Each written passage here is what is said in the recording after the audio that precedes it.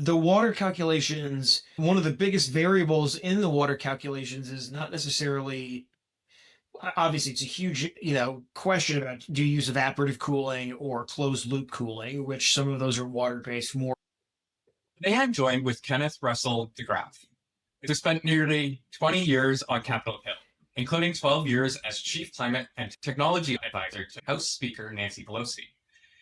Kenneth was literally in the room where it happened during the negotiations for some of the most significant legislations in recent history: the Inflation Reduction Act, the CHIPS and Science Act, and the Infrastructure Investment and Jobs Act.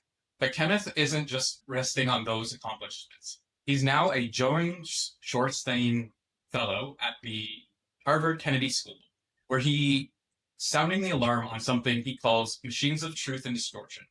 His research into how AI is not only fabricating reality, but how our tech companies are quietly sticking all of us with the bill for their massive energy-hungry data centers through our complex utility bills. Kenneth has a unique ability to translate complex Washington insider knowledge into actionable advice for everyday citizens. He's somebody who knows how to build bipartisan coalitions and find common ground, even in today's polarized environment. Today, we're going to deep dive into both his incredible experience crafting landmark legislation and his urgent warnings about the hidden cost of artificial intelligence. Thank you very much for joining us today. I hope that covered everything. Did I miss anything in that introduction? Thank you. That's a hell of a thing. So I want to start on, you spent 12 years as chief advisor for Speaker Pelosi. Can you take us inside the room for the negotiation of the Inflation Reduction Act? What was the key turning point to get it across the finish line? Yeah, so thanks for that question, Cody. When that bill had taken shape in a negotiation with the White House and the House and the Senate, our committees were negotiating on their level, on what I would call the comma level, not only structuring the words, because in a bill like the Inflation Reduction Act, which the UN called the biggest climate investment in the human history, and still, even after the Republicans did a lot of damage to it in what they call the One Big Beautiful Bill, so much of what we did is still intact and available for American and international innovators to take advantage of, that we're going to see some great investments come out of this no matter what. But when we were there, we were negotiating that both at a leadership level of the high could possibly be included in these investments. When we were talking about all the different ways that the federal government could help tackle the climate crisis, which was our mandate from leadership down to the committees and from the president down to the committees and to the members of the Congress, was to come up with ideas to make sure that we were using every possible tool in the federal government to start solving the climate crisis for as long as they had the potential to do so.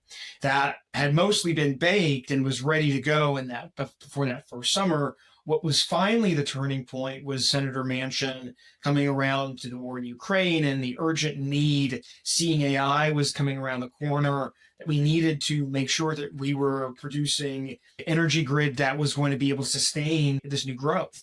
That we were doing so in a way that was going to make us less dependent on countries that are of concern internationally. You want to call what China is, right? And we can be subservient to nations long term, or we could be part of, able to be independent with our friends and allies and neighbors. And I think that's what I was certainly working to build towards in Congress through a number of different ideas, working internationally, but also domestically, to work with partners who want to build democracies of people who can lift themselves up rather than having to just ship off their raw minerals and their raw resources to others to make money off of. And that applies to our brain power as well, right? This is not just minerals. This is about the stuff that we're creating on a daily basis, being now the feedstock of our competitors. Question on that. Why? When I was listening to this, because I was following along a lot during the U.S., I followed along a lot of politics. But in terms of this, I found it hard that there was a lot of fight against this. I was just wondering, is that a lack of knowledge on our national leaders' point of view, or is it just that they're trying to stop these things? Is it malicious? I think the media's attention. I think the media's attention in things in Washington focuses on things that don't matter, or rather are on a level of hysteria that's not where details of the fight are, if that makes sense, right? Yep. It's on whatever the flashy attention of the day is, because there's a lot of people who are desperately trying to get that attention on themselves and are able to do so. And I think President Trump is one of those people who's able to just grab anything, put it on themselves. So is a person like Nancy Mace or Marjorie Taylor Greene. Whereas that's not how you get things done in Washington when you're trying to be under the fray to get the blocking and tackling of an idea through a Congress is really difficult. And sometimes you can get from a minority party ideas through these inopportune moments when you're in the minority. It's just incredibly difficult. And you don't do that by gaining attention to things and getting a whole lot of noise. Whereas on climate, members were talking about these issues, but they never got the attention that they deserved. And so you had members talking about the cost of inaction and bringing in the military and bringing in the insurance industry, the boring insurance industry, talking about climate being real and a thing that they're doing the math on, right? And that's why so many people around the country, I don't know what's happening in Canada, but are having their policies cut or raised rates. They're having their policies ended because the insurance companies say we're just not doing business in these areas anymore. And you almost can't blame them, given that people are resistant to building back in fireproof ways, insistent on building back in communities that are likely to burn again. Or likely to flood again, for that matter. And there's all kinds of risks that we're taking that are being borne by others. That is to say that when the media can focus on these issues, I think people can be persuaded that, look, the cost of inaction is so severe. If we don't do it now, then it's just fact. We're paying more in mitigation and in adaptation and building seawalls that we're going to have to do in order to live the same way that we've been living the last 50 to 100 years. Especially that's bad if we're going to be continuing on this unabated trajectory where we're not going to be even cutting back emissions and just pollution continuing to pollute. Places in the South of America are going to affect it a whole lot more than other areas, but places are going to change. Animals are going to die. Yeah, that's the sad part. It's funny you mentioned the climate inaction, because I just watched that new movie on Apple TV with Matthew McConaughey. It's about the 2018 wildfire in Paradise, California. Yeah. And that was just because... I haven't seen it yet. Oh, well, the story's known. It's all because that the power lines haven't been updated in 50 some odd years, and when the power clips ended up breaking, they couldn't turn off the power because there were manual switches. I've been screaming to the heavens in Canada that we need to invest in our infrastructure because we're not ready for net zero climate anything because we haven't built the infrastructure to support it. Just interesting that you had mentioned that. I'll just say something about that is, like, in a lot of these rural communities, I wish that the utilities were able to look more at regional microgrids that might actually better serve that territory rather than having to string an enormous set of transmission wires that are the type that could blow out and cause a huge fire like that. I don't know that that's the solution in that neighborhood. Right. I'm not saying that it is, but I don't know that the incentives are there to get the utility to rethink marginal community, to rethink how that would work. I remember, I'll tell you an area where that would absolutely work better would be in Puerto Rico. And there's going to be a lot of attention there. I'm understanding about some new documentaries coming out about what's happening in Puerto Rico. I cannot tell you anything more than that. But the federal government so-called bailed out the Puerto Rican government and their utility, but the taxpayer, the Puerto Ricans are paying a lot of money to bondholders, and they keep repaying the Puerto Ricans keep repaying to rebuild the same electric grid that would probably be better off to build in microgrids in these rural communities instead, with solar and wind and storage. When a hurricane knocks one down, that's what happens, but it's just cheaper but it won't knock down all of them because the storms don't typically do that. But instead, they're rebuilding they have these 4 plants and they're rebuilding these huge amounts of wire recovery, and that's what gets knocked down and gets rebuilt again. And it's just, why? When you're trying to serve 50 whatever home communities that could be like here, trying to fix those in a bipartisan way was just such a struggle. We're never able to get those kinds of agreements to rethink things because so much is just invested in the maintenance of the status quo. The struggle to be on the inside in those kind of situations and trying to fix things and not being able to. I completely understand from my background in the government, the amount of times I've told that we need to invest upfront, like $1 billion to save us 10 in the long run, and nobody would listen. Services don't get fixed. You end up with code that you can't access things and do new functionality with. It became very discouraging when you're working through it. You're like, hey, these things would actually move the dial, and we can't do it because you can't justify paying now, but yet you're willing to pay later.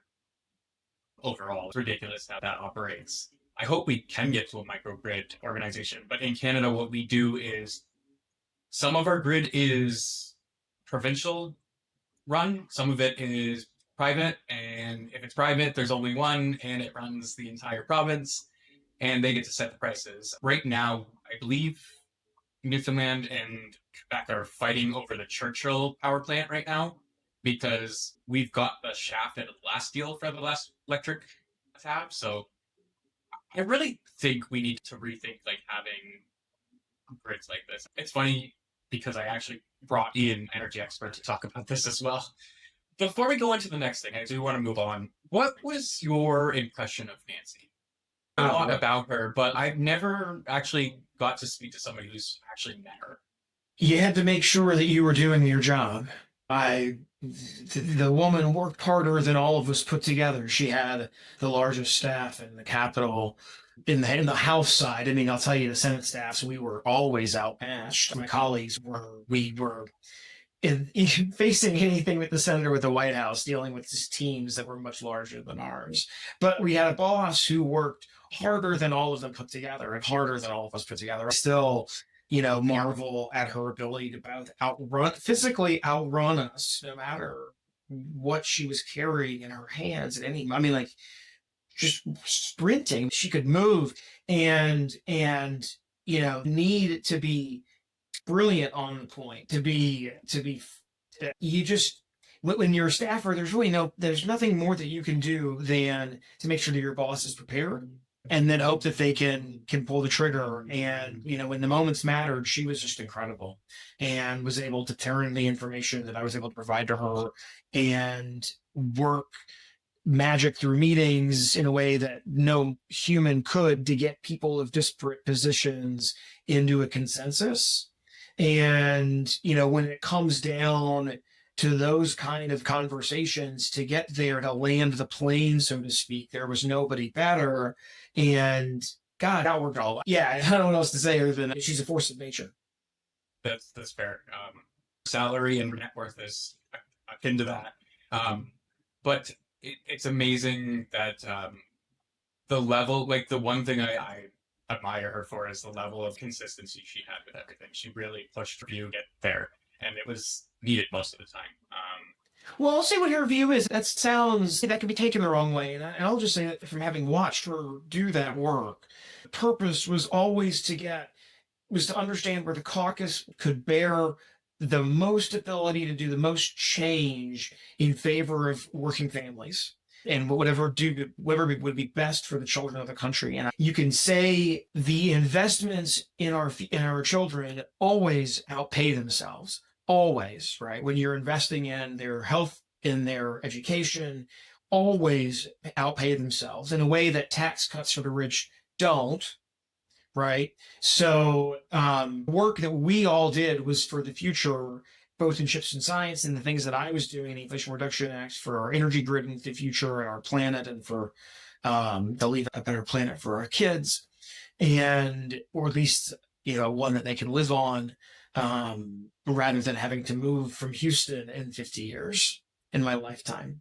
And I do apologize for that. Oh, I didn't mean, that way. I just, like, from what I get to see of her, more than anything else. It is nice to actually get to hear the human more than anything else.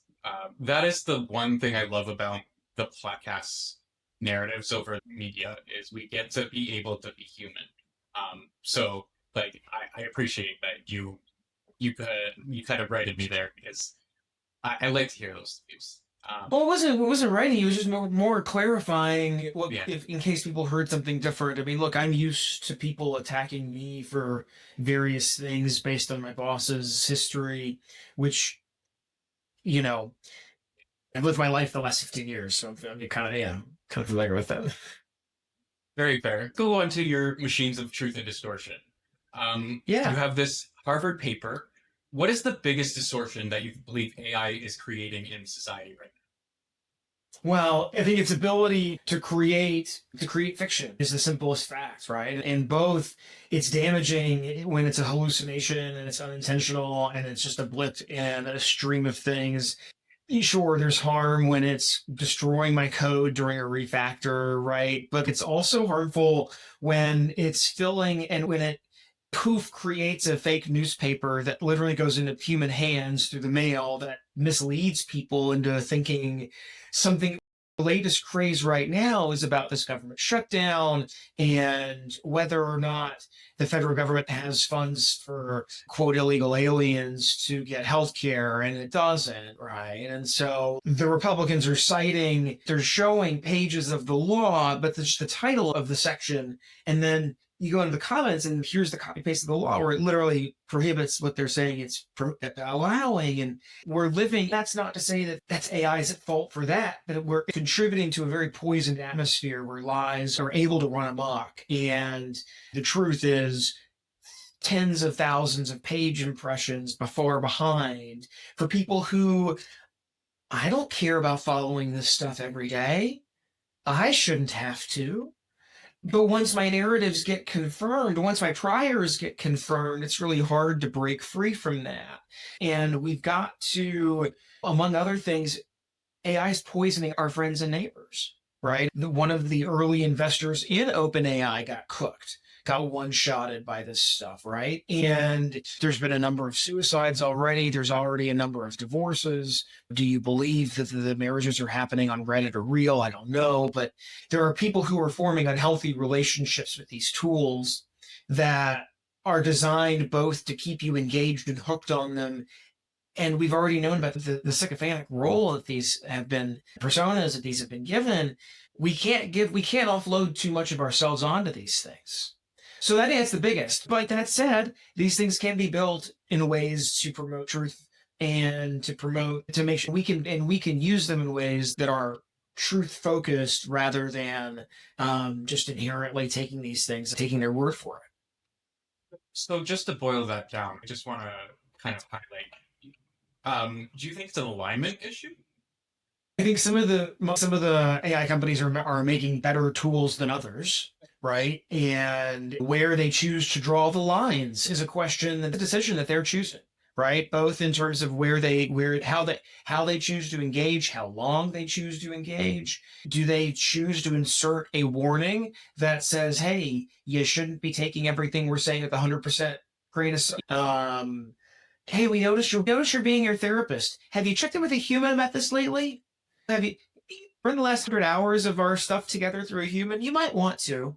And those are choices that designers can make, and or that governments could at least float to call for to start the conversation about how do we make sure that we don't lose any more children to AI poison. That these tools are really cool, and really helpful and useful, but in the wrong hands of a schizophrenic, dangerous in a way that we don't have to lose people to this anymore. These are choices that we're making, and we either choose to design tools to prevent that, or we don't. It's funny you mentioned that because I just wrote a paper on it was about getting past the black box of AI. We need an interface. Like I imagine that we need an interface that's like three-dimensional to be able to not only get the response we need, but understand what inferences it's taking from to be able to like correlate those actions into your final output. It's funny. that you mentioned that, because I'm really getting pissed off that the newer model updates are all losing their ability to look at why you're getting this information. All of them. There's a few that are still sticking to that, and I hope that they stay that way. Mantis, please stay that way. But yeah, we really do need to have a beyond the black box system that we can tell, like, hey, this information comes from here, and here's how I correlated it. So here's your output. Even from an investigation standpoint, to just look back and say, hey, here's why this chat, I think would be good. Did you get a chance to look at The Last Economy by I did. It's an interesting model. Yeah. I do hope we get to a point where we have individual AIs that kind of help us on a daily, like beneficial, solely yours. It works for you. Do you see that coming into fruition in the future? Like through No what doubt. I mean, who doesn't?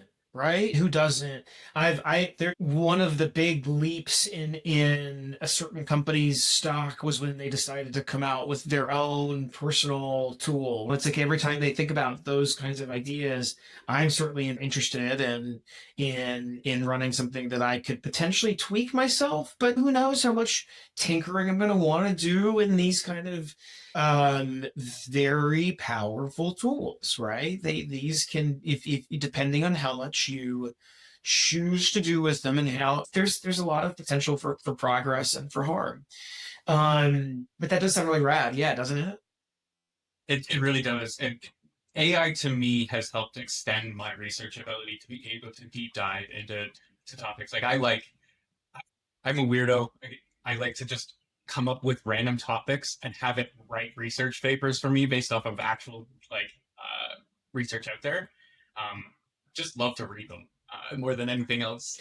But go ahead. Well, I hope this is a serious thing though. I hope that there's a part of me that almost hopes that it's storing, saving this so that if somebody's asking the same question, it's just spitting it back out at you rather than redoing the whole work. I think the really thing that surprised me this weekend was learning that Sora 2 uses so much power to get its outputs out. It's cost them about $5 to make a video.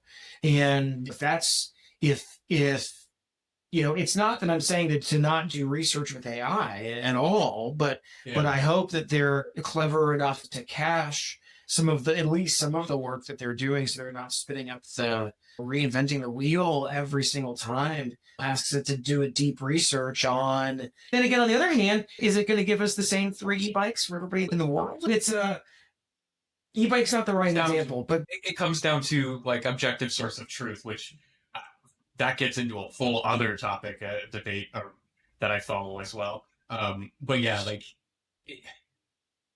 we really need to define consciousness more than anything else to actually come up with the terminology to be able to speak the truth to these systems. I think is a theory I'm working on anyways.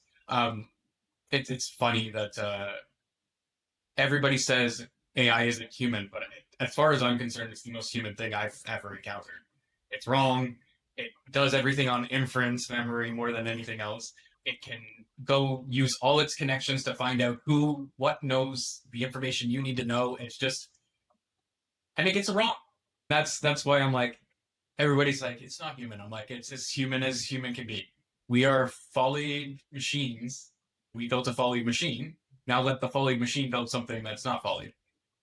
I don't know where I was going with that, but fun topics to get into.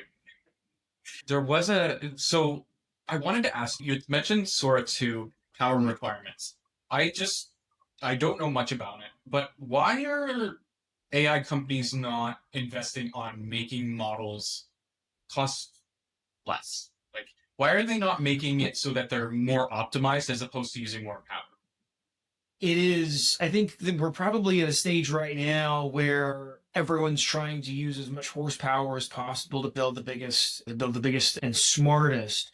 But I do think that people have learned that there is a such thing as too big, that your model can be, if you're you're just building for size, you're not actually hitting what you need to for performance.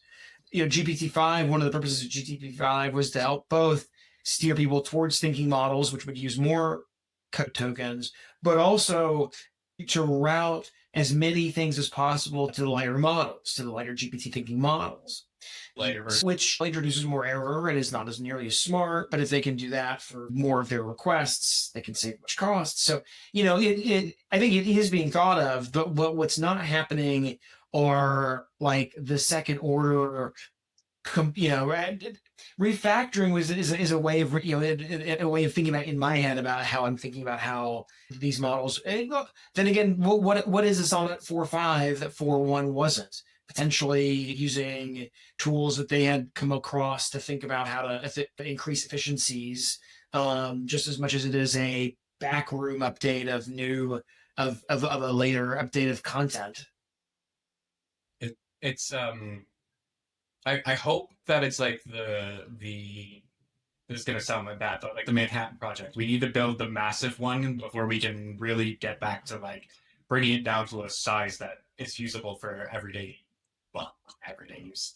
I think we're definitely within 5 years a personal device that's got what you need to do what you need.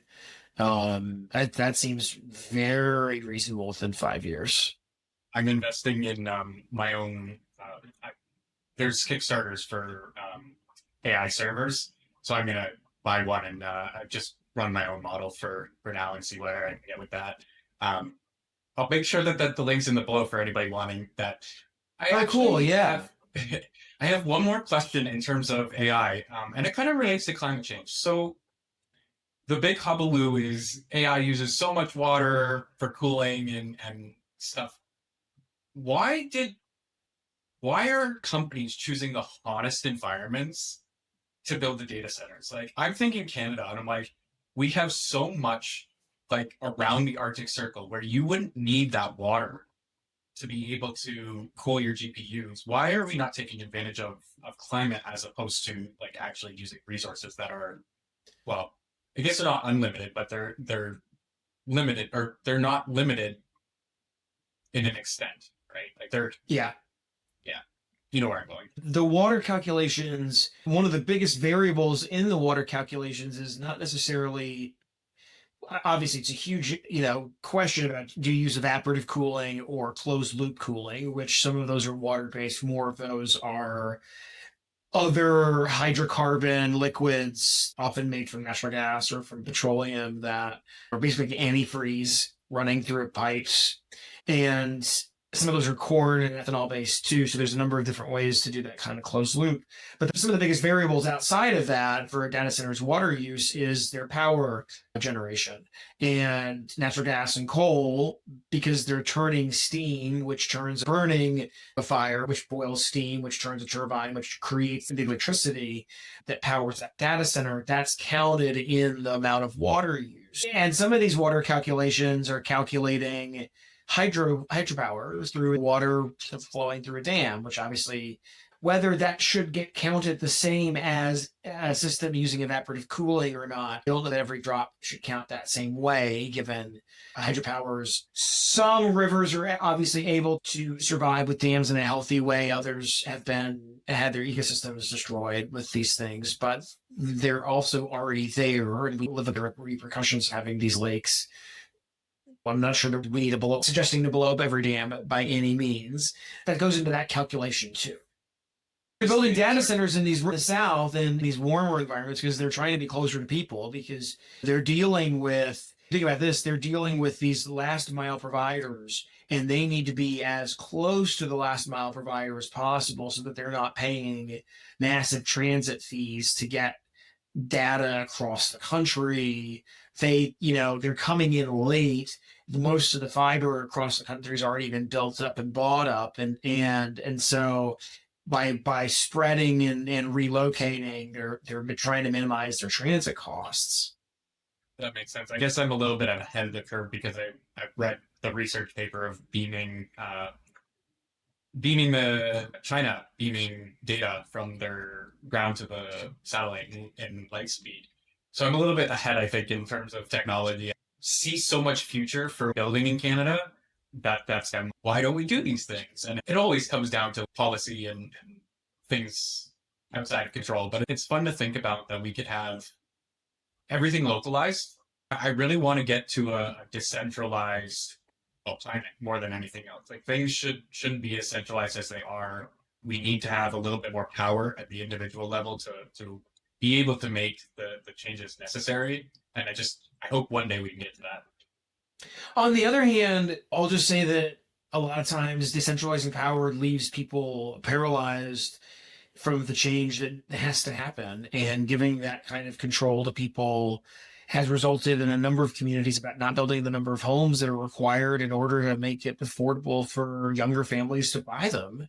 And there's a lot of downstream consequences from people our age and younger who aren't able to afford to buy in because people are aging and staying in their homes longer, and there's not the supply. It's hard to, we can fault the outside investors who are keeping things vacant. I'm not saying that's not a problem or in places that that's a problem, but there is a need to make sure that we're building enough to make sure that our young people can afford to buy things and live, to be able to live. I mean, homes shouldn't inflate in price like it's an investment. Pay for themselves and grow to meet inflation. That's what a home should do. But this idea that you're hitting the stock market when you buy a house, that's just not how it should work. It's just as bad again. It's just as bad in Canada. Like we have it even worse because Yeah, our market's ridiculous. That's why Toronto never built. Yeah, it's actually funny you said that. I was just talking to a counselor in St. John's, and I've been telling them St. John's is Toronto before Toronto. Like if you build your infrastructure right now, you are not going to have any of those problems that Toronto has when you're going to build up, because I know St. John's is going to build up. I already know they have starting a technology hub on the island now. We're working with, we've got the new spaceport on the island as well. There's a bunch of new tech coming out this way. So I think That's we're going to awesome, but you're totally right. Yeah. So I'm just trying to push them and be like, hey, let's build properly so that we have a reference. Let's take from it. But yeah, there's a lot of building that needs to happen on this island in order for it to get to that point. But thankfully, that's why I'm here and advocating for it. I'm betting all of my money and all of my eggs on this island. And if not, I go into the forest and I can go hunt for my living for the rest of my life. It's all good. So I want to get into your personal background a little bit. Let's get a little bit lighter. You were recently recognized by Out Magazine for your LGBTQ policy. How has that shaped your identity? It was nice to be recognized. I don't know, DC was tough. I didn't have a social life, so I don't really know what that meant, what that life was like. We were married to our jobs. That said, what I know for a fact it's done for me is giving me a sense of empathy for people who are affected by society's imposition of things that are not theirs onto them. Be it questions of gender, sex and race, religion. I have seen how people feel when the system screws them over, both in because of who they are or because of rules or policies that are just stupid. And I saw that as a gay person early, as a person who was interested in making the world a better place, and that politics was the way to do that. And that the important thing is that once you do the politics to get elected, you do the work in the elected role to justify your existence, even when as long as you're helping to remind the public that you're not capable of doing the things you want to do until they help you get the power that you need to be able to set the priorities to do the work, right? It's worth reminding people what you want to do, even when you're not able to do it, but it's worth people remembering people can't get things done unless they're in the ones in the power to get things done. There's, so many times I've wanted to say, well, what do you want them to do about it?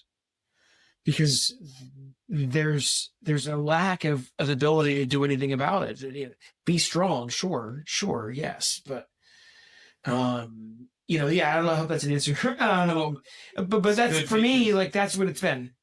It's good because it kind of segues into something when I talk about this topic, something I like to say for the US folks out there. Canada has lots of laws and protections in place for any person. Doesn't matter gender, sex, everything. It's in our legislation. Like we have it codified. You cannot be like we even have hate speech laws, which I don't want to get into that, but you're recognized in Canada, and if you're ever interested, please reach out. There's plenty of resources out here. That whole policy, the shift of just showcasing existence. I don't even, I understand the history behind all of this, but we really shouldn't have to at this point. I think everybody should just be able to exist in the way they are. Like we went through the 90s where you were like, punk rock and individualism. Why the hell are we still not at like worrying, oh, this guy has tattoos or purple hair or sleeps with whatever? Who cares? How does it affect your life? Those types of things. I railed against a lot of that too growing up. I had like, I'm asexual or demi-asexual, but I had no clue, no resources, nothing growing up. So I understand where you're coming from in terms of like being seen and trying to get through, and really what is there to do aside from being strong and hoping you can get through it. But I think you learned from it. I wish that I had more community in Washington, and I think the community I had with my queer coworkers is still strong, and I miss them dearly, deeply. But outside of that, the town was difficult. Most of my friends moved out when Obama left. They were in the administration. They weren't coworkers in the admin, but they were in that world. Many of them moved out.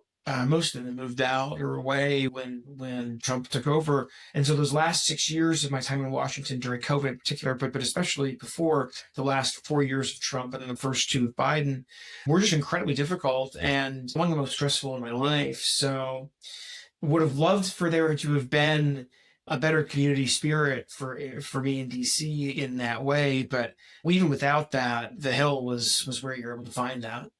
Yeah. Thank you.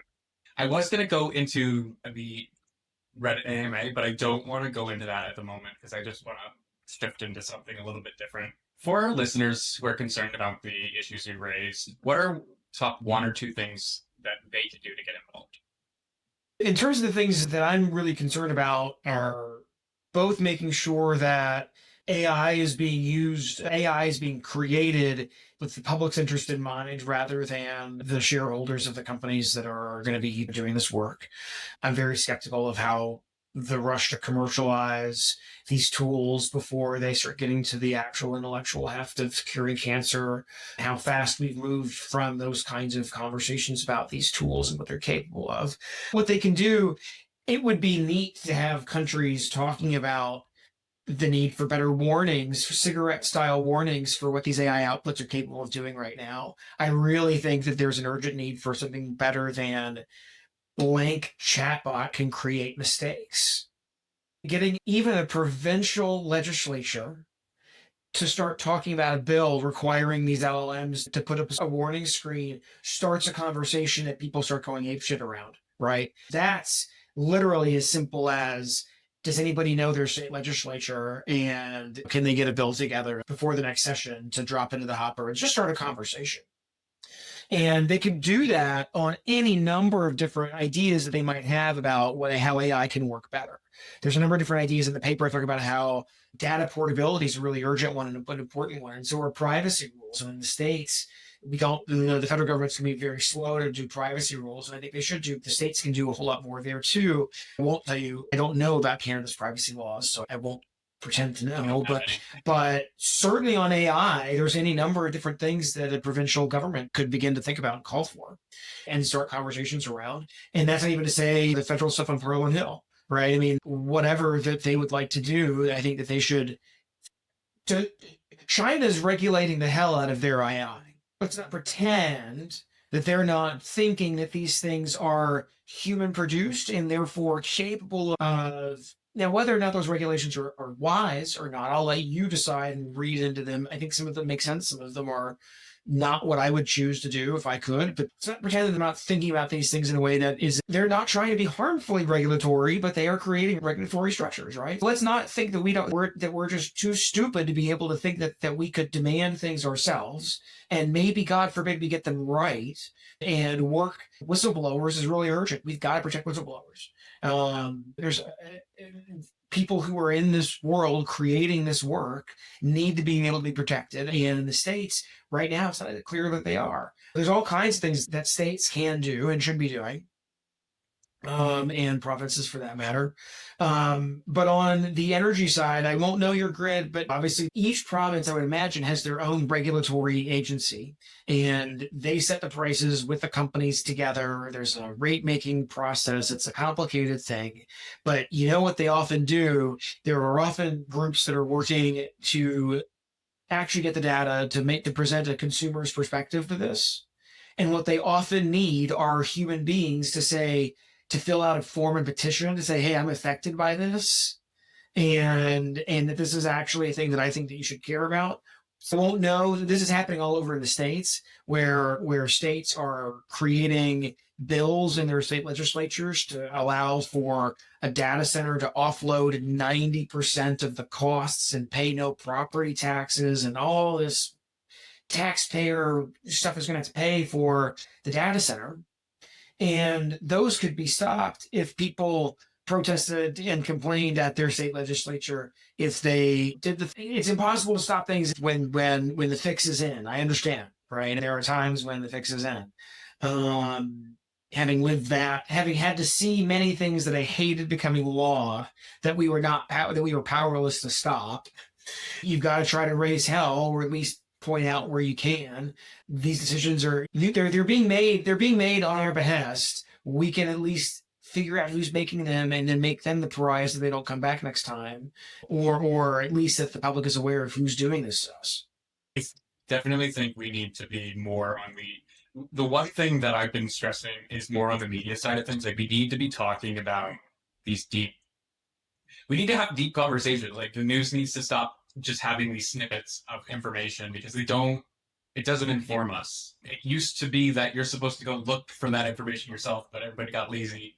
So that's what I hope to do here, is just enlighten and showcase these in-depth conversations on like where we need to be, what we're looking for, why things don't make sense to everybody. But I think we need more voices. And unfortunately in Canada, we have 2 bills that stop that, and 2 more coming in place that are going to get even crazier in terms of our censorship. So I don't know where I'll be in the next year or so, maybe in jail, but we'll see. That's really unfortunate. I hate to see that. Free speech is really important. I think that people who are an overwhelming majority of harmful, and I mean like lying content, is being created by around 3% of internet users.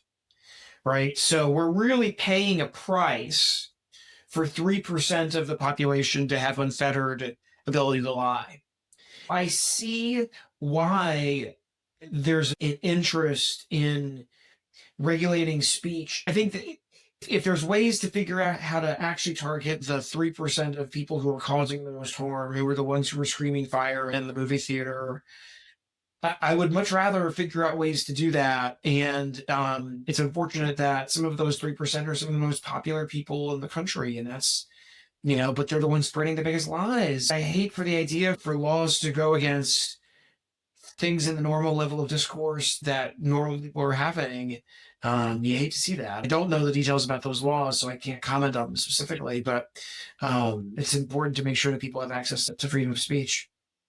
It really is. And I'm realizing that more and more as I do this, because I am talking to everybody. Like, this is the other thing. I talk to everybody. I don't care what your position is. I like to just know. So I don't worry about it, which is why, like, I wanted to ask you what your experience was from that hostile reaction. I haven't had any of those yet, but I really would like to know, like, how you felt, like, or if you want to say anything towards that, to everybody up there. Towards the hostile reaction of I just see here that your recent AMA got into a lot of hostile. Oh, muscle. yeah. You know, I've never been in the fluctuating between 9 and 27% of the country who was happy with Congress.